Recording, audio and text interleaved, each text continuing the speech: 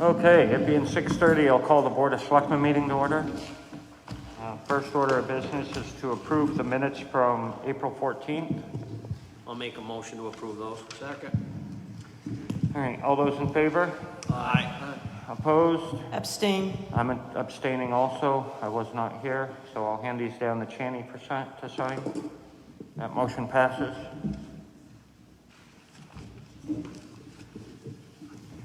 Next, we have a stack of veterans credit applications. There's 1, 2, 3, 4, 5, 6, 7 that are in order to approve, and one that needs to be denied because it doesn't meet the qualifying dates. So the ones that need to be approved are for map 1, lot 63, map 5, lot 54-1, map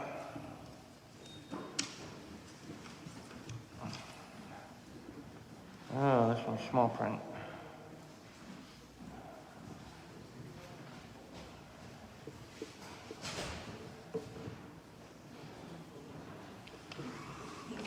I don't see a map and lot number on this one.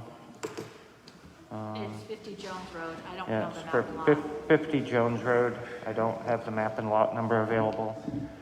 And then map 33, lot 47, map 16, lot 14, map 22, lot 18, map 12, lot 36, map 6, lot 28, and that's those. So move. Second. All those in favor? Aye.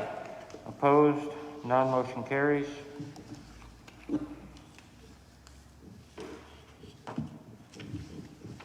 There it is.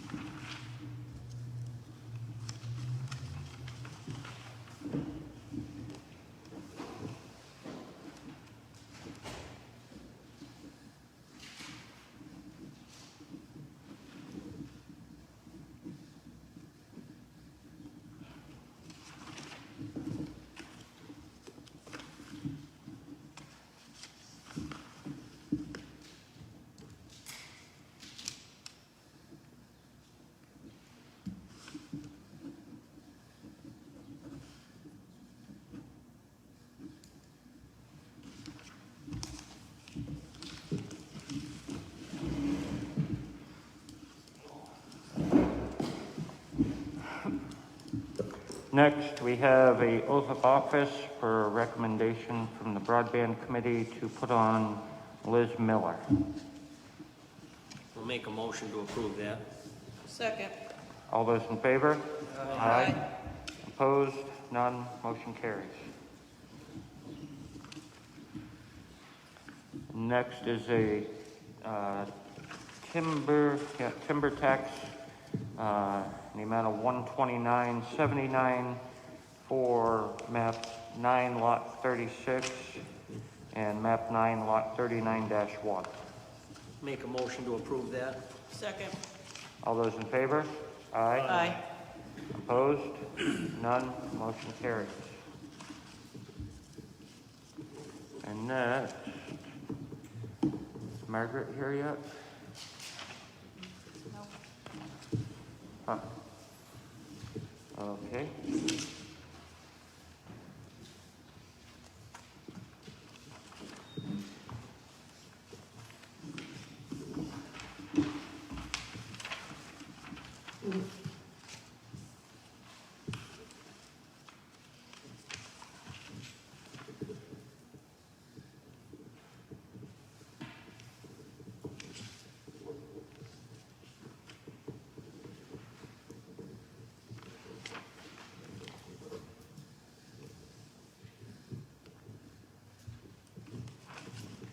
All right, well, while we're waiting for Margaret, does anybody from the board have anything?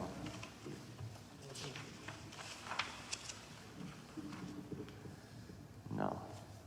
All right, I will skip forward a little bit in the agenda and open the floor now to public comment for the 15 minutes public comment.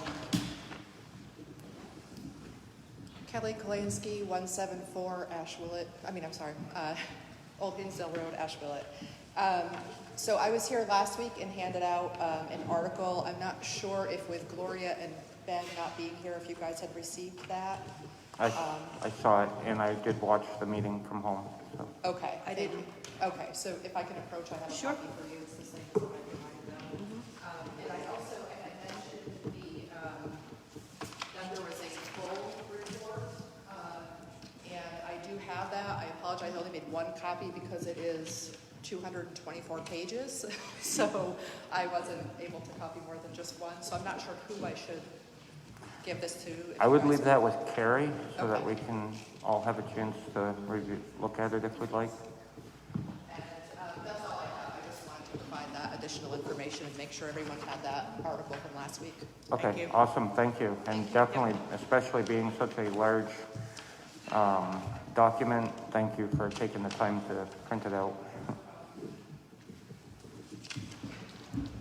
Todd Kalansky, 174 Old Hinsdale, Asheville. I just want to make a quick comment, I guess of a concern. During public comments, it's only supposed to be 15 minutes for the reason of keeping it under control. I think that we need to uphold that a little bit better.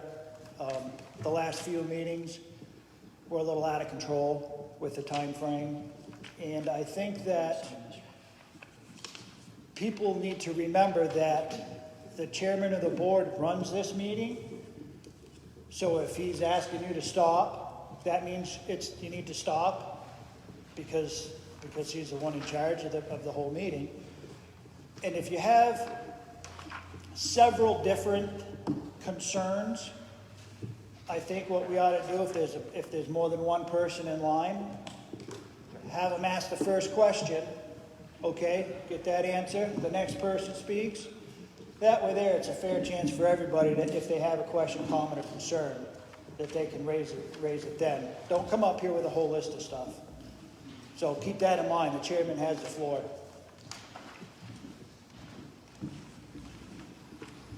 Natalie Quevedo, 112 Asheville Street. I will agree with Todd when he says that, we should keep on topic to discuss matters in public comment. I will respectfully disagree that it should be held to 15 minutes, given that the governor has lifted the mask recommendation. So I would suggest that the board open it up for full public comment. It seems that more people are attending and that all residents' voices should be heard. Thank you. Yep, come on up. Just state your name and address for the record. Thank you, Ben. Hi, folks. Mary Gammon, 33 Parker Street. I respect the previous speaker's request around honoring the time. And at the same time, this is the only public forum that we have in our community to bring forward certain issues that we're concerned about. So again, I second Nat's idea about, maybe trying to create more opportunities for public comment. As elected officials, I am sure you can understand how important it is that what you say publicly is conveyed in a truthful and accurate manner. At last week's select board meeting, Ms. Kelly Kalansky made public comments regarding her interpretation of what I discussed at the select board meeting on March 31st. Her interpretation was regarding my involvement with the community safety review over in Brattleboro. I found her comments curious because I have no recollection of making those statements to the select board. According to the minutes of that meeting, here is what I stated. I talked about recommending to the board that it would be useful for the community to pull in some community comments on the police chief position or other conversations about policing and the role of law enforcement in our community. I stated that I work with law enforcement and communities in Vermont, supporting these kind of conversations with law enforcement at my side. I have done this in several different communities across the state. I want people to be clear that I'm here tonight to clear up any confusion. I was not involved or present at any of the community safety review meetings in Brattleboro. You won't see my name on any reports or documents or newspaper articles regarding that. In fact, I don't support efforts to defund the police departments here or anywhere. I do not support disarming the police, and I believe that law enforcement has a role to play in our community. And that's what I wanted to bring to the select board. That's what I stated that evening. And actually, Lindsay was the one that sparked it for me because I came to speak to you about other issues, but I also thought it was important to talk about the possibility of a community conversation about law enforcement. I was suggesting that it might be an effective strategy to include the community in discussions about what we need or would like to see in our local law enforcement entities. I would be happy to help organize a similar effort here. I am well aware that Winchester is not Brattleboro, Vermont, or any other town for that matter. The beauty of our town is that we are small enough that we can bring in our community members and hear from them so they have some input and participation in what we want our community to be, to feel like, and to serve the people who live here and pay taxes. My more significant points that I raised at that last meeting that I attended had more to do with a question that I put forward to all of you, which the only person that I answered was Jack, about your role as select board members. I'm a taxpayer here. I pay on 3 different properties. I'm a landlord, I pay school taxes to Keene High, and I feel like I have a right to ask my select board, what is your role in creating and supporting a community that is welcoming, safe, and inclusive? What are your efforts as part of that? We see the Elm Center, our schools, and the Winchester Learning Center, Access, all engaged in those efforts. I want to know what you're doing towards this end. Our governor, in the last 2 days, has made the public statement that there is no systemic racism in the state of New Hampshire. I am here to tell you, as somebody who does this work on racial equity across northern New England, that he is wrong. And his statements are dangerous and impact the economic development of this community, aside from the morale. I will offer the select board and the town free training and support on conversations about systemic racism, law enforcement, possibilities, and the impact on this community. I will offer support for community conversations so that we, as members of this community, can be involved. That's all I was here to ask for last week. I was not here to support the community safety review in Brattleboro. I was never a part of it, and I would appreciate that that is taken off of the record. And what I want to know from my select board is, what are you doing to support the needle moving forward so that this community is welcoming and inclusive? Thank you. Thank you.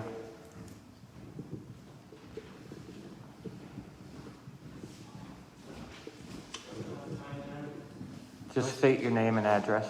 Connor Hill, 260 Old Hinsdale Road. Yeah. Do I still have time for Yeah. 15 minutes?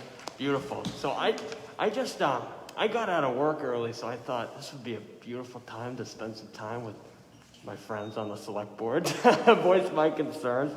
I just want to echo a couple things that Mary said the other week. I do really think that it's very important for the select board to, you know, exactly what she said, push the needle forward on conversations around equity, and talk about how this community is impacted by structural and systemic inequities. Right here, I have, if you're interested, I have a copy of data from the census about how wages have been falling. Our poverty rate has grown. I would argue this is because of policies of austerity, both at the state level and at the federal level. And I do think that I don't think that our local municipal governments are responsible per se for you know, folks being trapped in cycles of generational poverty and necessarily lack of opportunities in rural areas. But I do think that it's important for our elected officials to talk about this.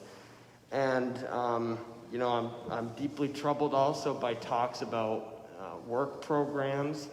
And I have if anyone is interested, I have a copy of a study based on studies on the program Temporary Assistance for Needy Families, about how work requirements for social programs actually worsen deep poverty, and they don't actually work. They don't actually work at giving folks opportunity to be employed, have a steady income in the private sector. So if anybody here is interested, I'd love to talk with you about this. I have a couple copies if anybody's interested. I was just going to ask you to just please leave the copies of the documents with Carrie. Yeah, absolutely. So that there's one place we can all review them. Yeah, absolutely, absolutely. And I would also just like to add that, you know, I'm always here to talk with anybody on the select board. I've been home for the past year, and I would really like to engage with all of you about, you know, how do we effectively do government here locally? Because, you know, in order to actually do the job of government, we actually have to believe that government works, and we actually have to believe in government itself. And I don't think that a lot of people in power here in the town actually believe in government, thus not unleashing its true potential to help change people's lives. But regardless, thank you very much. All right, thank you. Anybody else from the public have anything?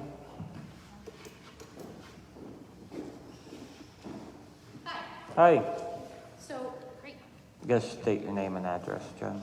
I'm Jennifer Rhodes. I'm actually here as your representative, and I was going to ask if this could not be part of the 15 minutes. There's anybody behind me, because I didn't ask Carrie to be on the agenda today because I was in committee, and I've been there pretty much every Wednesday, so I don't want to be on an agenda and then not show up, and that look really, really bad. Yeah. So if it's okay with you, I would just take a couple minutes to give you guys all an update on kind of where we're at. and Yeah, what's we going can. on. There was only about 3 minutes left of public comment, so we'll continue that after you give your presentation. Okay.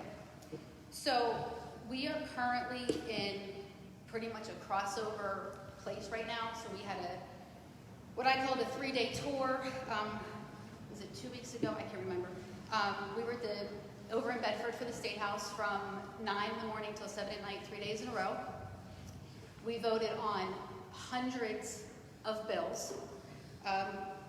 Over 20 of those bills were out of my committee alone. So it's been quite busy there. So in general, when I say that we passed a budget, it's very important to understand that that does not mean that that's the official budget.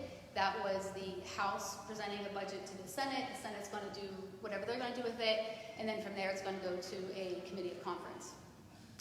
Something very, very important to note that I would like for everybody to know is one of the concerns I had with this budget, so I had to ask a lot of questions, and I'm not saying this because I want her to talk, I'm just saying this because I'm going to mention her name and I don't want to be rude, but Lindsay may know the answer to this better. There's been some talk that if this budget passes, it's going to take $90 million out of school education.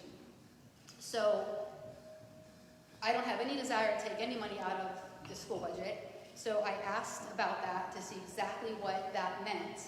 And the answer I was given was that $62 million of the said $90 million was money that was to be used for one-time purposes that was given to the schools. So I'm not on budget committees, I'm not on anything to do with the budget of the State House, so I'm thinking that's probably the money that was received last year for the big projects. I don't know. Additionally, $38 million of that is money that was allocated for the 2020-2021 school year. That was the prior legislation's decision, and that is not going to be effective going forward.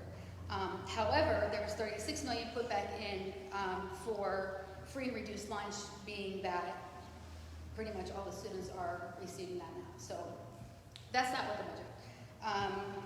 Couple bills of interest. If we have any snowmobilers here, we did pass the carry your firearm snowmobile, so there's that. There's a couple bills about drinking and driving. Oh, Jesus. I'm sorry, what? Can you move closer to the microphone? No.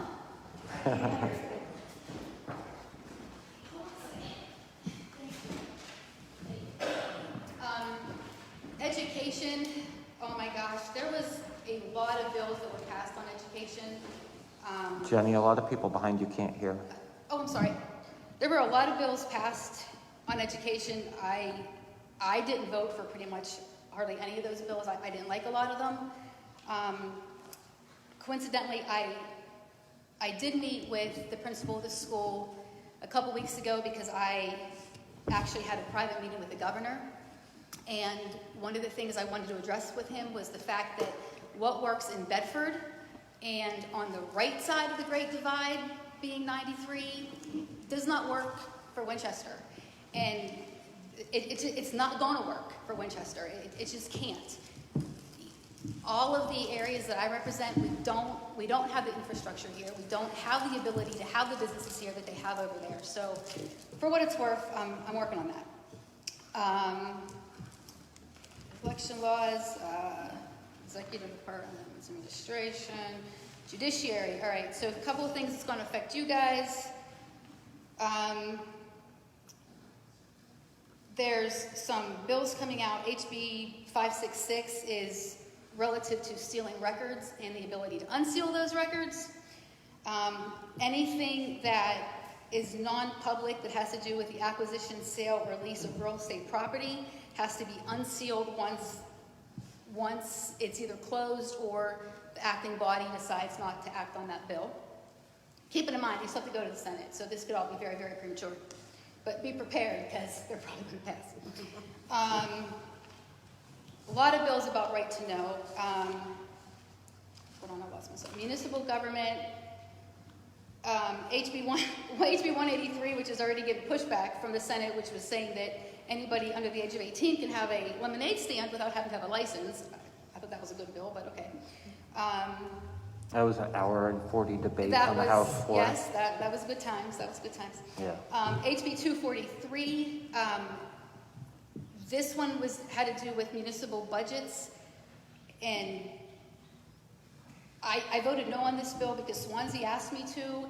Basically, anything has to be, any changes to the budget has to be given notice to the public, but it doesn't say how it has to be given notice. It just seemed like it was going to be a logistical nightmare for paperwork.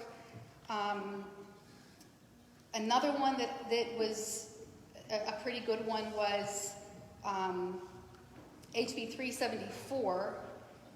It doesn't really affect us because we are already an SB2 town, but if you wanted to go from being an SB1 or an SB2 town, you actually have to have that go on the ballot. You can't just go with whatever was voted that day. So there's that. Hold on, there's a couple more, and I know I'm going to miss them once I sit down. Oh, good Lord, okay. I really hope that this bill dies in the Senate, because I think it's I think it's disgusting myself. So nobody is suggesting that a child should not be in a car seat. Full disclosure. However, there was a bill that was presented that says that any child up to the age of 2 has to be in a rear-facing car seat.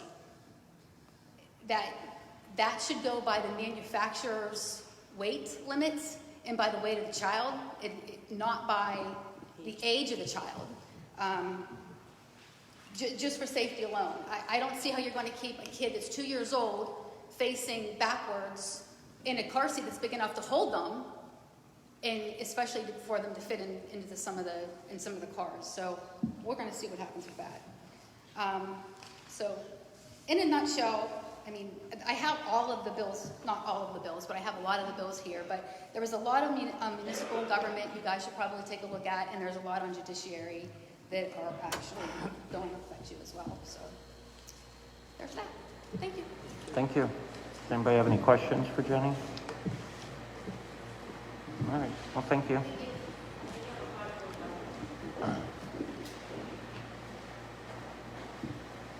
All right, back to public comment. Sorry, go ahead. Actually, I was just going to take a moment to clarify or add on to Jenny's comment about the initial amount of money that has been taken from the overall state budget. And what she was referring to was indeed, yes, last year when the board discussed extensively the potential $850,000 or so dollars that was going to be a one-time offering from the state of New Hampshire, we decided to utilize that for infrastructure because we knew that it wouldn't be back again, and so we did not build that into our budget at the time. And lo and behold, it's not back. That entire amount of money is money that the state has been throwing at the budget over the course of the last at least 2 or 3 past sessions. And we could probably say as far back as the Claremont decision, when the state of New Hampshire was advised that they are not adequately funding education and that their number for calculating average cost of tuition per student is wrong. The Winchester School Board is part of the lawsuit that is currently active with the state, and we were part of the first 4, and since at least 3 more have come on, we expect more. So the lawsuit is growing, but that money is money that comes in and comes out of the budget frequently, and this is part of the problem with how and why our tax rate is constantly up and down. The budget for the school could be the exact same year to year, but if the revenue is affected like that, 90 some odd, that is always going to have an impact on local taxpayers. Thank you. Thank you. All right, now we're going to finish up with the public comment. Well, not really. She had a school board issue, and the chairman of the school board clarified the question. So there's 3 minutes left of public comment if anybody.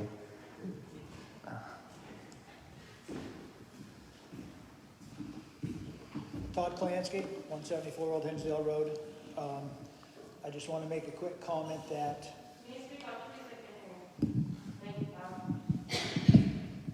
How's that? Better. Okay. I want to make a quick comment based off of some information that's been thrown around and presented to the board.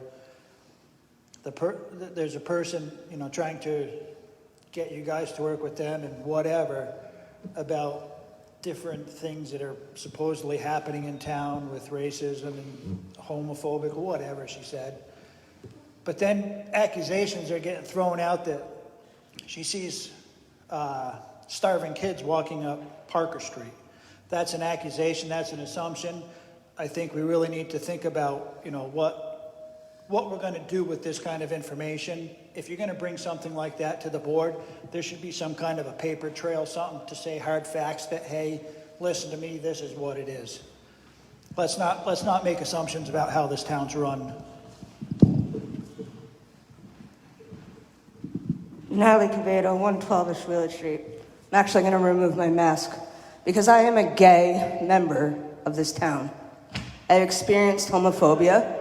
I have experienced racism being a person of Spanish descent.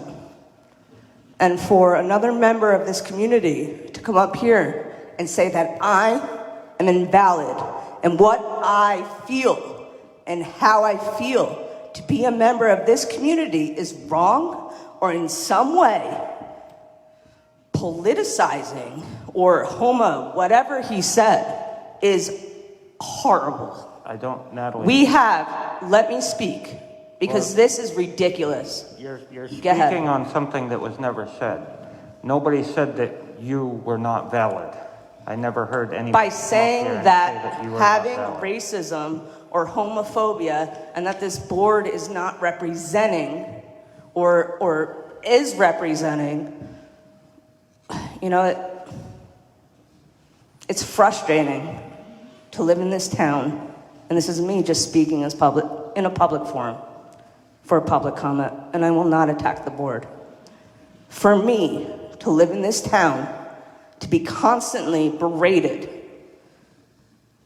from my neighbors is tiring, and it is very sad that this board will not take a stance to protect a community member who is trying to better this town is ridiculous. Thank you. All right. If you got about 30 seconds.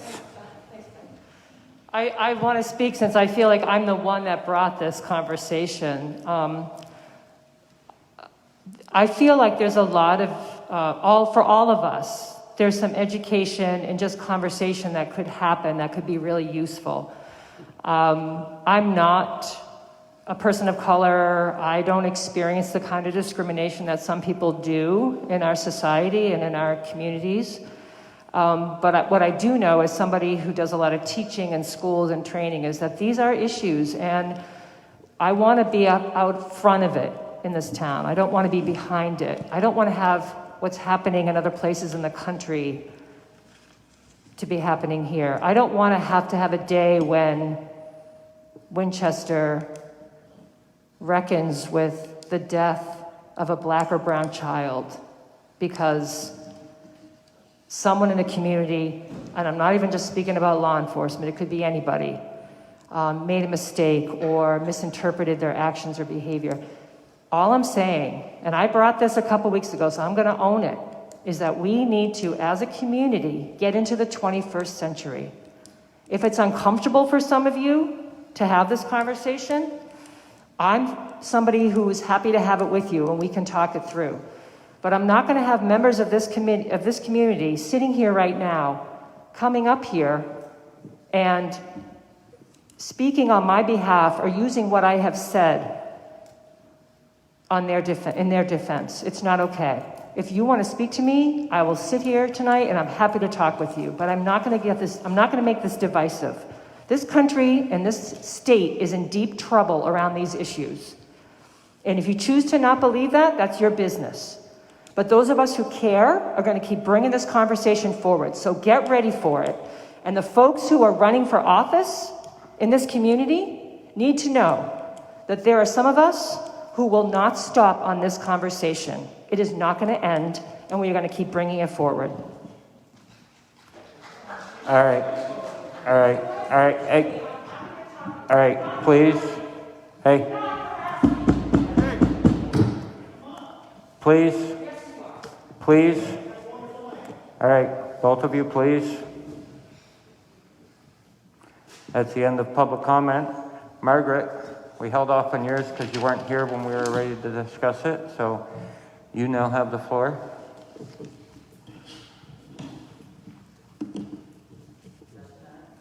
Yep.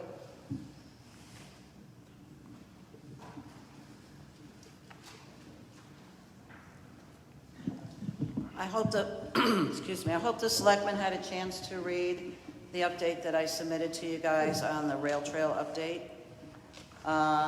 That we did apply for a USDA grant in the amount of $30,000. We should know the outcome of that in June. That is to repair 3 sections of the Ashwillet Rail Trail and create a parking area on the Tannery property. Again, we expect to hear the outcome of that in June. We are now preparing to submit an RTP grant.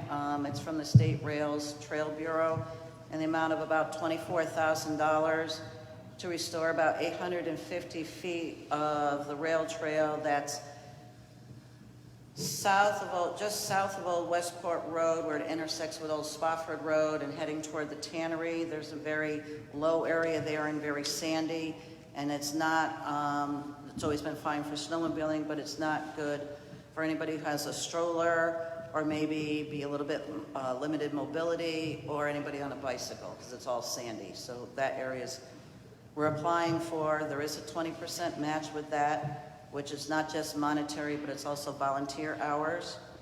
And we will be applying for that by June 15th, I believe is the date. That is not for work until next year. As we all know, most of the time when we apply for grants, it's always for work for the following year or the following year. So we're trying to plan ahead. Also in the packet that I had put in there for the selectmen, there was a letter sent out, I want to say to all the abutters of the rail trail, but I'm human, I'm going to say 99% of the abutters to the rail trail, just basically letting them know what's going on, how this came about, how we're looking at funding, how the town has a capital reserve fund, if they have any questions, looking for volunteers, and also letting them know, as many of us don't know or didn't know, is really the width of the right-of-way of the entire rail trail. Even though I'll use the term active or used portion is usually only about 14, 15, 16 feet wide, the actual right-of-way on the rail trail is 82 feet plus. So it's common that many people, they'll put some junk cars there, fencing will be in the rail trail right away, boulders, etc.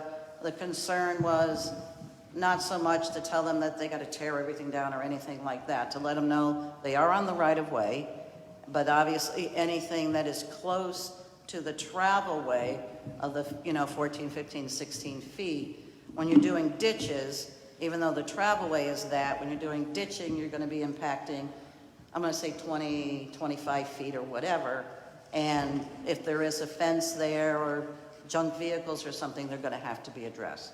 So again, it's just all kind of heads up information. And again, asking anybody who wants to pitch in and help. Last fall, as you know, the decking was replaced on the North Bridge. We expect next month to be installing the railings on the North Bridge. This year, the state will be brush hogging from Elm Street south to Paper Service. So that's their dime and their work. So that's all good news. The South Bridge down by Back Ashwillet Road, the state will help with the cost of those repairs next year. We are looking into, I do believe we'll be repairing some decking boards because there are some holes in the South Bridge, but there'll be temporary fixes just to get through the years. You don't want to throw good money at bad money when we're going to get kind of free money next year, so that's what we're looking at doing. And then I asked for, your approval to apply for the RTP grant and to have the town administrator Carrie sign for it. I have a couple questions. Yep. All right, so the town is applying for this grant, correct? And Correct. Not the AT, I forget what they're called, but the snowmobile Correct, club. it's the town. Where are we planning on getting the 20% match from? Well, right now we do have, I want to say $2,600, $2,500, $2,600 in the capital reserve account. I'm hopeful, there's no guarantee that additional money will be put in when the voters vote on May 11th. Also volunteer time, which is quite interesting. It's really at $25 plus an hour for volunteer time, and it's about little less than $5,000 is the match. Yep. So I feel pretty confident between what we have in the capital reserve account today, plus volunteer time, that we will have those funds for next year. Okay. All right, my second question is more from my own curiosity, I guess. And I know that everybody out there working on the trails aren't going out there to destroy things. But is this, any part of this project being monitored by the state, since the state does own the rail trail? The state gives permission for every project that is done. Okay. We do have permission from the state where we applied for the USDA grant. They know exactly what we're going to be doing. Reports do go to the state, and Dean Beeman, I may not have the right verbiage, he is a Cheshire County Trail Master, something like that. Yeah. So he also brings the guy down from the state. The state inspects all work and approves it.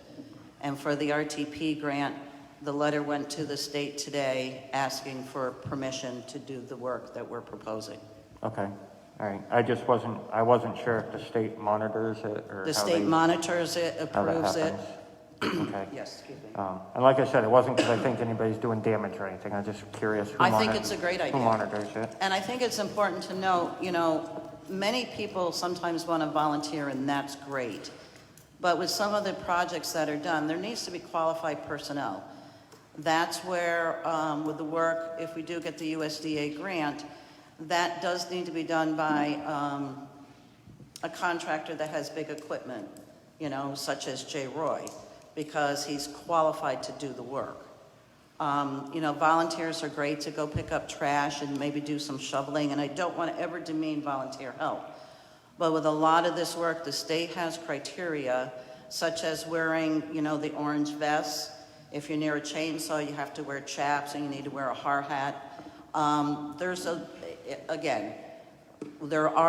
the need for volunteers, you know, at a minimum, like I did last year, to carry lumber, you know, to bring drinks and snacks. But a lot of the work is overseen by the state, and it does need to be done by qualified people. Right.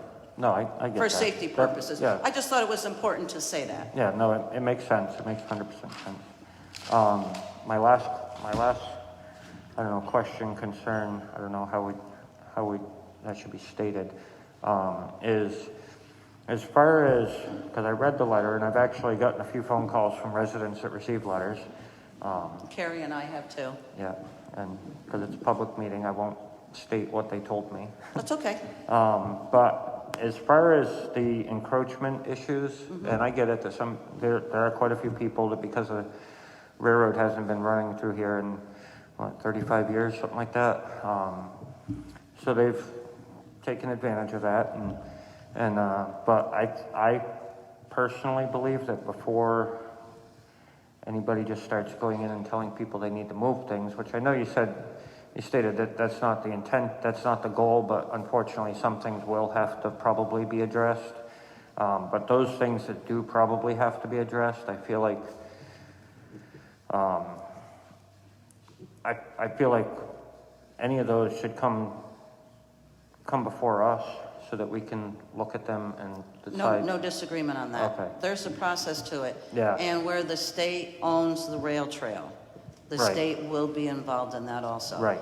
And what I really liked about that letter, it was education and communication. I really do truly believe a lot of encroachment on the rail trail, on the railroad bed, I should say, was innocently. Right. And so the goal, and I had a wonderful conversation with a woman up on Keene Road today, and actually Dean Beeman and I will be meeting with her in a couple of weeks. And I said, I guarantee you, don't panic. You know, she described to me where her chicken coops were and stuff, and in reality, they might be about 3 feet within the 82 feet. And I said, that's not the conversation. Right.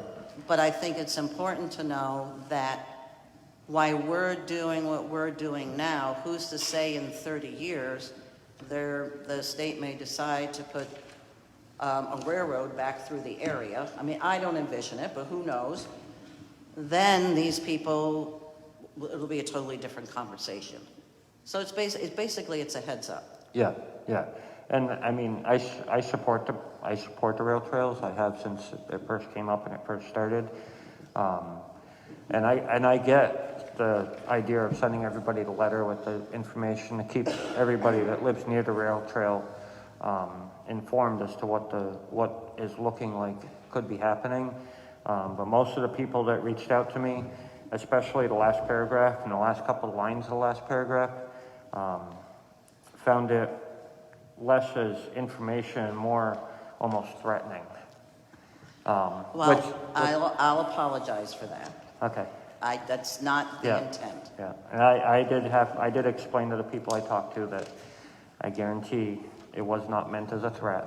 And but- it was also based on information from a letter that I received from Walpole, which to use as a draft, and one from Swansea, and it was toned down significantly from Yeah. the other towns.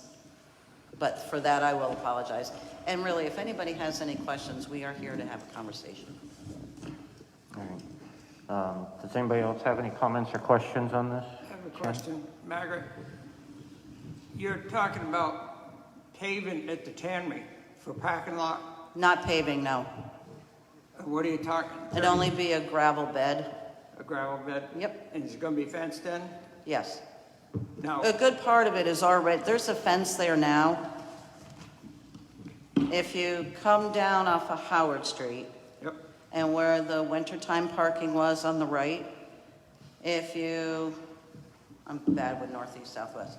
The east side and then going to the south side, there's chain link fence there now. Right. Parts of it are broken. Unless that's something that the town wanted, what we envisioned was instead of continuing the chain link fence, which is expensive, is to place boulders. And so then the parking lot is very clearly marked. And that way it keeps people off to the rest of the property. okay, the only question I have is if, we're talking to Solar about going in there. Now, Yes. if they come in there and take that property, Yep. are you guys willing to move out at that time? That's fine, but the area of the property we're looking at that was measured out, and I wish I brought it with me, I believe, it's on the plan in there, I believe it's 100 feet along the road, and it's about 50 feet, I don't even think it's that big, I think it's 75 feet, and I think it's less than 50 feet. So the area is not a large area. And I think it's great to someday put that solar project in there, and that has been part of the conversation. And I also do think that that little area we're talking about is not going to impact the solar operation at all. And the other thing I had was on the insurance. Who's liable if somebody goes in there and gets in an accident or gets hurt on the tannery property? Is the town liable? Or is the Rails for Trails liable? I will have to double check. I can't answer that. Worst case scenario, it's the town, but the town has liability on that property already. But I do know for snowmobiling, when people go on private property, the state of New Hampshire insurance covers that when it's a legal trail. So I don't know the answer. Okay. But I know there's two different answers there. Yeah, that's definitely a really good question. Yep. I'd like to hear the answer to that too. Yeah. Any other questions for Margaret on this? So you're just requesting that we sign to apply for the grant and to make, did you say to make Carrie the signer on Yes, this? please. Yep. Yes.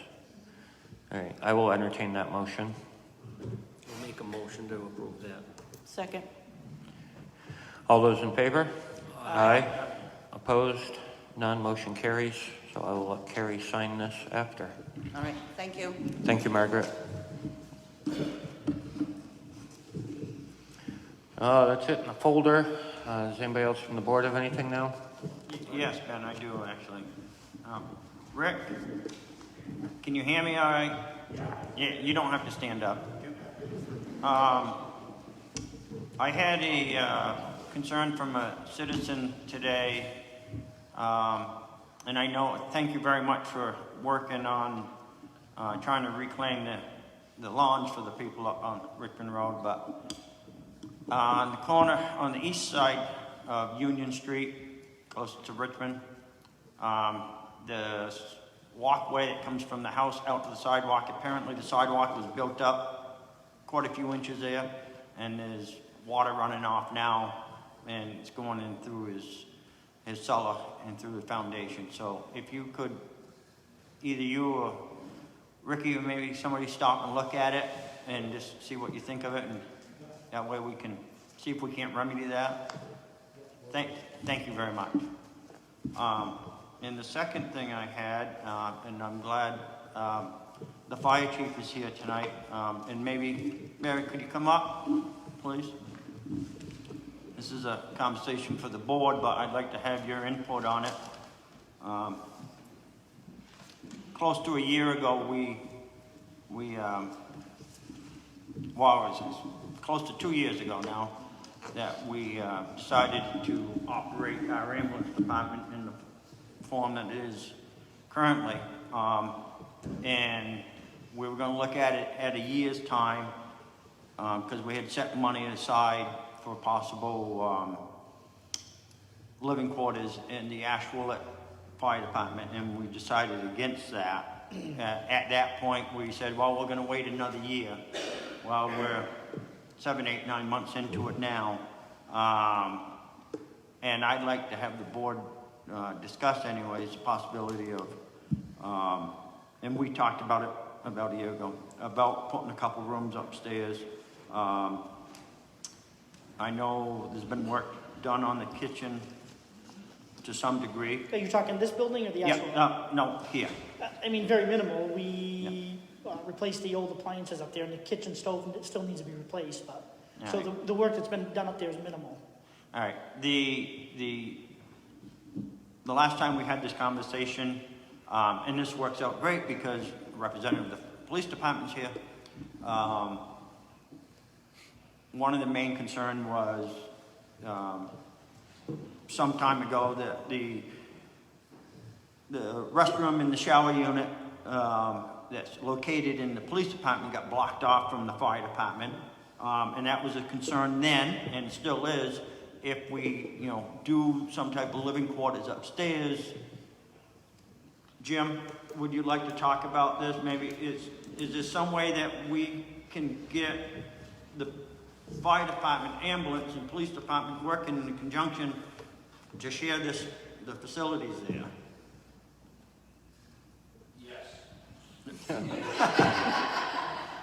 Perfect. Moving on. So that being said, I think that was our biggest concern almost a year ago. So I know the money is set aside. Ben, I'm not sure how much we have left in that account. Do you? I don't remember exactly. I think we used, like 26 of it for the Ashwillet, the roof on the Ashwillet station. 16? 26. Yeah. I think we used a total of like 6,000 or something like that. 6,000 or 8,000 out of that account. I can't remember. Anyways, I believe that we still, I don't know the way the prices of building materials going up right now. I'd like to at least take the step into starting that process. One is to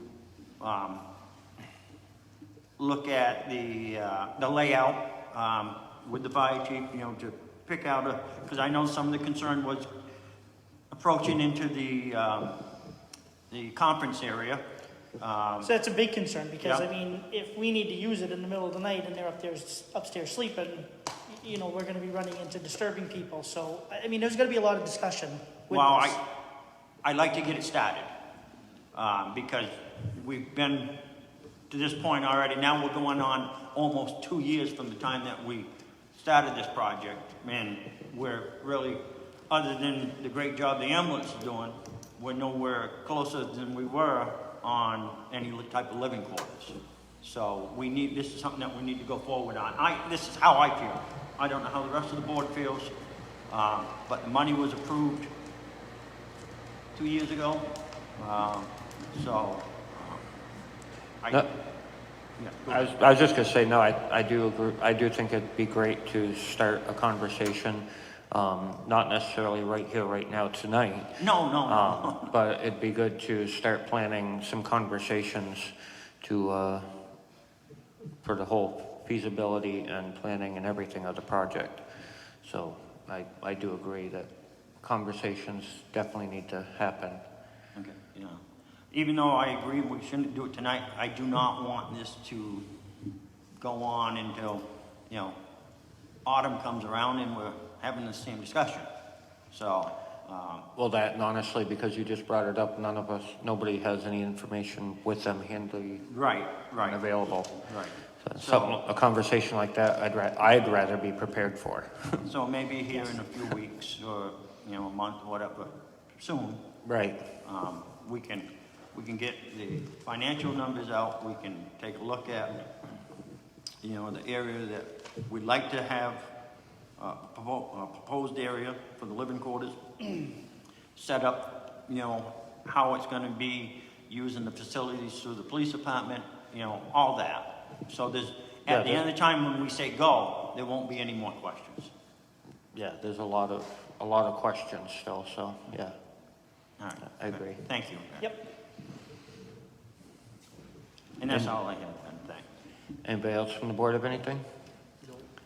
I will entertain a motion to go into non-public under RSA 91A32, little a, b, c, and e.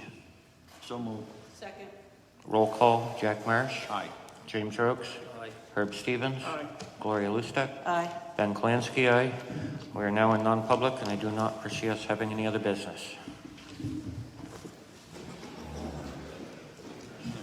Gloria.